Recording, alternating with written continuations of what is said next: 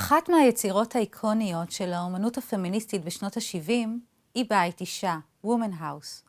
זאת עבודת אומנות חלוצית ממש ושיתופית שיצרו האומניות והמורות לאומנות מרים שפירו וג'ודי שיקגו יחד עם התלמידות שלהן. הן הפכו בית נטוש בלוס אנג'לס לחלל אומנותי גדול שנעשה כולו על ידי נשים והוקדש לחיים של נשים. שיקגו ושפירו חולקות קשר תרבותי. שתיהן נשים אמריקאיות ממוצא יהודי, ושתיהן בנות למשפחות מהגרים שהגיעו ממזרח אירופה לארצות הברית בסוף המאה ה-19 ובתחילת המאה ה-20. במזרח אירופה חיו המשפחות של שתיהן לפי המסורת היהודית הרבנית ונהפכו בתוך דור לחילוניות ורדיקליות בארצות הברית. יחד עם שפירו ושיקגו היו עוד נשים יהודיות שהובילו את המהפכה הפמיניסטית באומנות בשנות ה-70. בהן היו בין השאר מרתה רוסלר, ננסי ספרו, אודרי פלק, ג'ויס קוזלוף, איליין רייצ'ק, ג'ון סמל, מרי לדרמן יוקליס, הנה וילקי, וישנן עוד רבות. נשים יהודיות גם הובילו את הכתיבה הפמיניסטית באומנות. אני אזכיר רק את לינדה נוקלין עם מאמר הפורץ דרך שלה, למה לא היו אומניות גדולות, משנת 1971, שנהפך לאבן יסוד בחקר האומנות של נשים ובחקר האומנות בכלל. נדמה שאי אפשר להפריד את הנוכחות העמוקה של יוצרות יהודיות באומנות הפמיניסטית מהנוכחות הבולטת של נשים יהודיות בכלל במאבק של הגל השני של הפמיניזם בשנות ה-70. אי אפשר לדבר על המהפכה של הפמיניזם של התקופה בלי להזכיר למשל את בטי פרידן ואת הספר שלה המסתורין הנשי ואת ההקמה של הארגון NOW, ארגון נשי לאומי.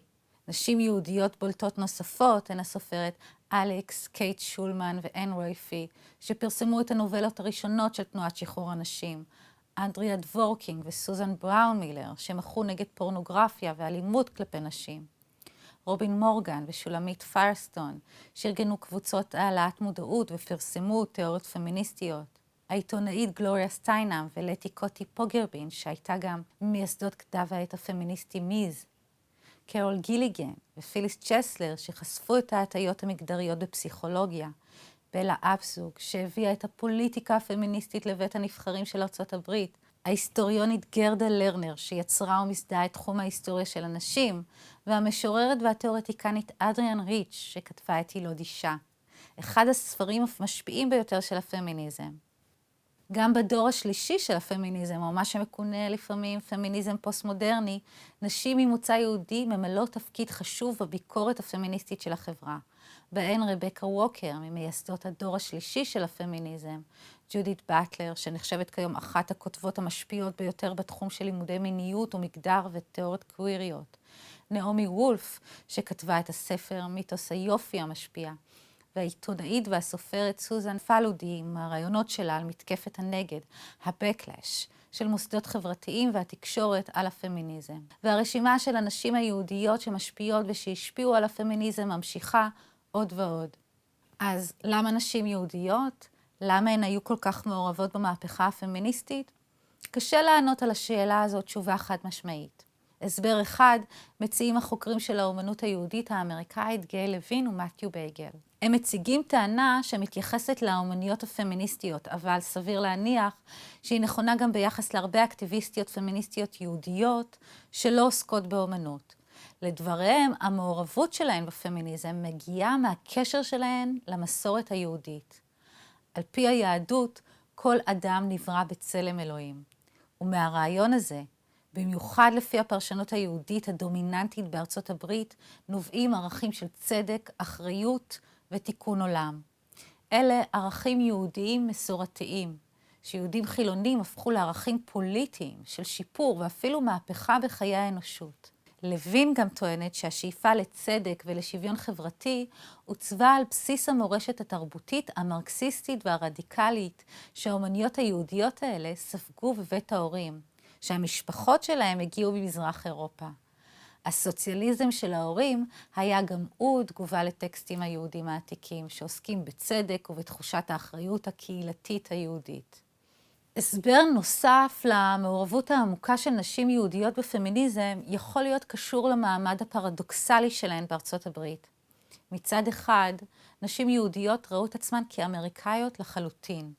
הקהילה היהודית בארצות הברית לאחר מלחמת העולם השנייה עברה תהליכי התעמעות מוצלחים ועמוקים. החברה היהודית צמחה מבחינה כלכלית וחברתית, ונשים יהודיות, כמו האוכלוסייה היהודית בכלל, קיבלו חינוך טוב, הן היו משכילות, והייתה להן תחושה שהן ראויות להיחשב שוות. אבל מצד אחר, למרות ההתעמעות המוצלחת בחברה האמריקאית, הנשים היהודיות כן הרגישו את השונות שלהן כיהודיות. הן הרגישו אחרות כיוון שהן חיו בצל השואה, שהייתה בשנות ה-70 עוד מאוד קרובה. הן הרגישו באנטישמיות הסמויה בארצות הברית, חלק מהן גם חוו גילויי אנטישמיות, אפילו בתוך הקהילה הפמיניסטית. האחרות שהן חשו כיהודיות השתלבה בתחושת האחרות שלהן כנשים, ותחושת האחרות הכפולה הזו, כנשים וכיהודיות, חיזקה את הנחישות של הנשים המשכילות והמודעות האלה להילחם על השגת שוויון למען כל הנשים.